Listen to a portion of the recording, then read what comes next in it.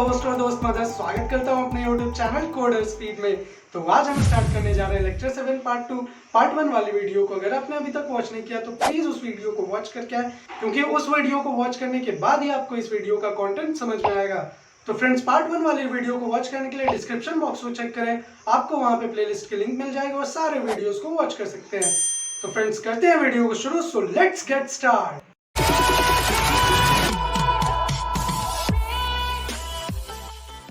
स्वागत है आपका एक बार फिर से हमारे YouTube चैनल कोडर्स फीड में। तो फ्रेंड्स, सबसे पहले हम एक बार फिर से क्वेश्चन को समझ लेते हैं हमें करना क्या है।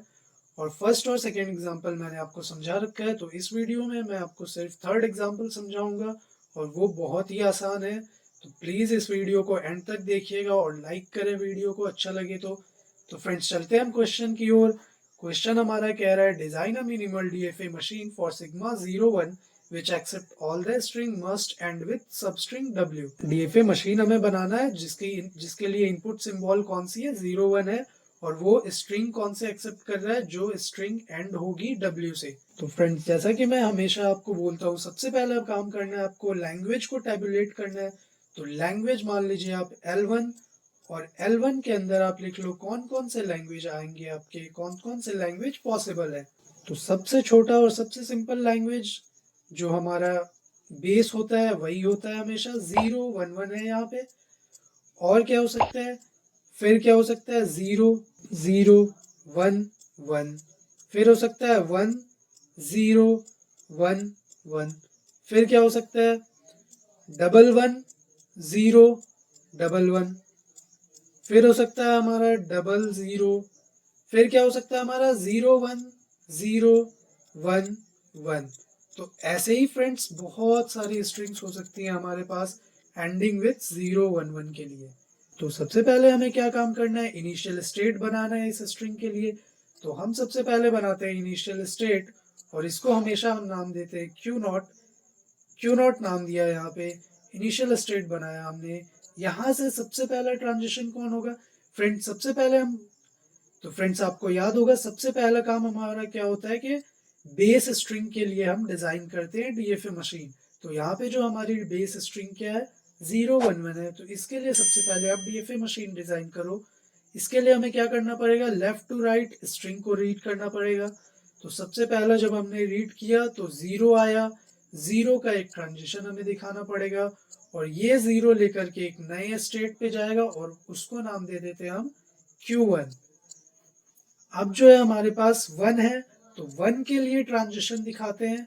1 के लिए ट्रांजिशन दिखाया है, एक नया स्टेट और आएगा और उसको हम नाम देंगे क्या, Q2। नेक्स्ट जो फाइनल स्टेट होगा हमारा, क्योंकि हमारा कंडीशन क्या है, 011 होनी चाहिए बेस स्ट्रिंग के लिए, तो हमने 01 तो कर लिया, 01 तो रीड कर लिया हमने, सिर्फ 1 को अब रीड करना है। तो 1 रीड करके अब सीधा जाना चाहिए हमारा फाइनल स्टेट पे। तो ये हमारी है फाइनल स्टेट, और इसका नाम हमने दे दिया है Q3। तो फ्रेंड्स, ये बन गई हमारी DFA मशीन बेस स्ट्रिंग के लिए। यहाँ आप देख सकते हैं बेस स्ट्रिंग हमारी इसमें एक्सेप्टेबल है। तो अब हम देखते हैं इस सारे स्ट्रिंग के लिए, ये सारे जो स्ट्रिंग्स हैं हमारे, ये सारे स्ट्रिंग्स सेटिस्फाई होने चाहिए इस DFA मशीन से, ये सारे स्ट्रिंग्स एक्सेप्टेबल होने चाहिए। तो उसके लिए हम एक एक करके पॉसिबिलिटी चेक करेंगे और फिर step by step DFA machine को कंप्लीट करेंगे। तो सबसे पहले पॉसिबिलिटी हम देखते हैं कि एंड में हमारी क्या होनी चाहिए, सारे स्ट्रिंग्स के एंड में हमारी 01 होनी चाहिए। तो हमने 01 ले लिया। फिर हम क्या कहते हैं, अगर स्ट्रिंग स्टार्ट हो रही है मान लो 1 से, तो हम क्या करेंगे, तो आप देख सकते हैं Q0 से हम क्या कर रीड कर रहे हैं, 0। अगर स्ट्रिंग 1 से स्टार्ट होती है तो हमें Q0 से हम तब तक आगे नहीं बढ़ सकते हैं जब तक कि हमें 0 ना मिल जाए। अगर हमें 1 मिलेगा तो हमें क्या करना पड़ेगा, हमें रहना पड़ेगा Q0 पे, जो कि है हमारा इनिशियल स्टेट। हम आगे नहीं बढ़ सकते हैं क्योंकि हमारे स्ट्रिंग में अभी तक 0 नहीं इनकाउंटर हुआ है। सबसे पहला स्ट्रिंग अगर आपको 1 इनकाउंटर होता है तो आप रहेंगे Q0 पे, इनिशियल स्टेट पे, क्योंकि आगे नहीं बढ़ सकते हैं। आगे आप इसलिए नहीं बढ़ सकते हैं क्योंकि एंडिंग हमें चाहिए, बेस स्ट्रिंग जो है थी हमारी, कंडीशन हमारी है 011 से एंड होनी चाहिए। क्यू नॉट के लिए तो ये कंप्लीट हो गई। आप देख सकते हैं क्यू नॉट से दोनों इनपुट अल्फाबेट सिंबल के लिए ट्रांजिशन है। अब आप देखो अब क्या पॉसिबिलिटी हो सकती है कि मान लो हमें जीरो मिला और मान लो कि हमें सबसे पहला हमने स्ट्रिंग रीड किया जीरो, और जीरो कई बार हमने रीड किया है, जीरो एक से ज्यादा बार प्रेजेंट है अगर स्ट्रिंग में, तो हम क्या करेंगे और उसके बाद लास्ट में जाकर के हमारे पास वन वन आता है। तो अगर ऐसा कंडीशन आया आपके साथ तो आप क्या करोगे, एक जीरो रीड कर लिया आपने और आपको फिर क्या करना है, वन नहीं मिलेगा तो आपको क्या करना है, Q1 पे ही रहना है तब तक जब तक कि आपको वन नहीं मिलता है। तो हम Q1 पे रहेंगे तब तक जब तक कि हमें जीरो मिलता रहेगा। तो हमें एक ट्रांजिशन दिखा दिए यहाँ पे सेल्फ लूप जीरो के लिए। इसका ये मतलब है कि हम जब जीरो रीड करेंगे और अगर हमें एक से ज्यादा जीरो बार मिलता है, एक से ज्यादा जीरो मिलता है तो हमें Q1 पे ही रहना है, क्योंकि जीरो वन वन चाहिए हमें। और अभी तक हमने सिर्फ और सिर्फ जीरो रीड किया है, जब तक कि वन नहीं रीड करेंगे तब तक कि हम आगे नहीं बढ़ सकते हैं। तो फ्रेंड्स Q1 के लिए भी दोनों ट्रांजिशन मौजूद हैं, दोनों इनपुट अल्फाबेट के लिए। अब हम चलते हैं आगे Q2 के लिए देखते हैं। Q2 के लिए क्या होगा, Q2 पे जब हम पहुंचेंगे तब तक हम कौन से स्ट्रिंग्स रीड कर चुके होंगे, जीरो और वन रीड कर चुके होंगे। तो उस टाइम पे हमारे पास क्या ऑप्शन है कि हो सकता है वन के बाद वन आ जाए। तो अगर वन के बाद वन आ गया तो हमारी कंडीशन हो गई सेटिस्फाई, इसके बाद हमें तो सोचना ही नहीं है। और मान लो वन के बाद हमें वन नहीं मिला, हमने जीरो वन रीड कर लिया बट वहां पे क्या मिल गया, जीरो मिल गया, तो हमारी सारी स्ट्रिंग्स खराब हो गई। हमें तो फिर अब क्या करना पड़ेगा, हमें जीरो मिला तो इसके बाद हमें तलाशना पड़ेगा डबल वन, ताकि हमारी जो बेस कंडीशन है वो पूरी हो जाए और हमारी डीएफए मशीन उस स्ट्रिंग को एक्सेप्ट कर ले। तो इसके लिए हम क्या करेंगे, हम अभी जीरो जीरो रीड किए हैं और वन वन रीड करना है। तो वन वन को रीड करने के लिए आपको कहाँ जाना पड़ेगा, Q1 स्टेट पे, क्योंकि Q1 स्टेट से ही आप दो बार वन रीड करके फाइनल स्टेट पे पहुंच सकते हैं। और फाइनल स्टेट पे आप पहुंचोगे तभी तो स्ट्रिंग एक्सेप्ट होगी। और Q2 तो इसीलिए हम क्या दिखा सकते हैं, Q2 से ट्रांजिशन दिखा सकते हैं वन जीरो की। Q2 से हम जीरो की ट्रांजिशन दिखा सकते हैं और वापस Q1 पे जा सकते हैं, तभी हमारी फिर डीएफए मशीन उस स्ट्रिंग को एक्सेप्ट कर लेगी। तो अब हम बात करते हैं फाइनल स्टेट के लिए।